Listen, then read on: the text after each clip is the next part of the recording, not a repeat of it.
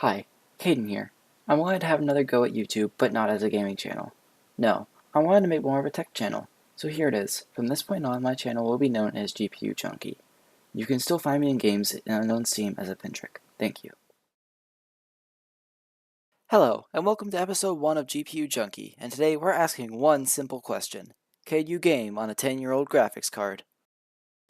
Let's start off with some specs. The GPU we'll be using, the GeForce 8600 GTS, was released on April 17, 2007 on the Tesla architecture. This card features the NVIDIA G84 processor built on the 80nm process, 256 MB of VRAM, and a clock speed of 675 MHz on core and 1000 MHz on memory.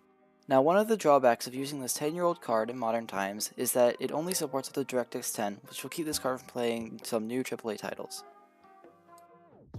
The computer we'll be running this card in is my daily driver computer. It is sporting an Intel i5-6600K at its stock speed of 3.5 GHz, paired with 16GB of DDR3L RAM running Windows 10.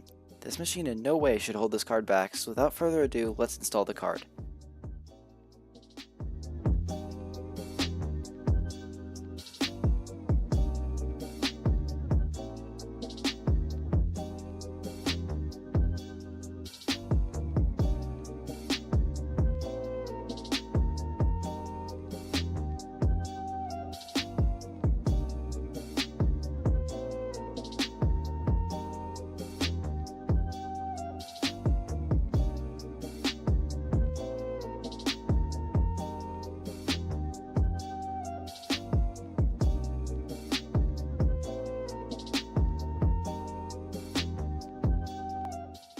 The first game we'll be running is Counter-Strike Global Offensive. At low settings in 1080p, this game proved a challenge for the card, but stepping down the resolution to 1366 by 768 helped dramatically.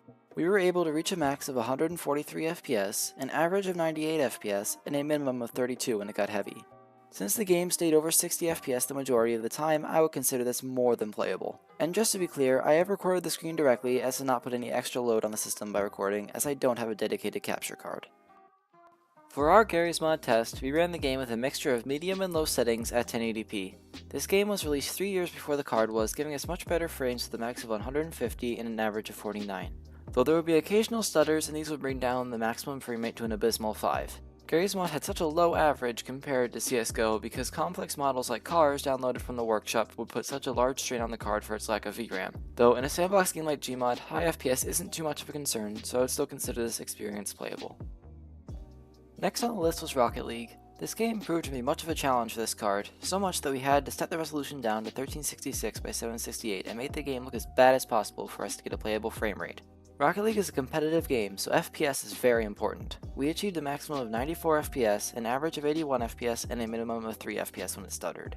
The game only reached those frame rates when we lowered the settings to a level that looked so bad that I would not play it, so I would definitely recommend a newer card for Rocket League.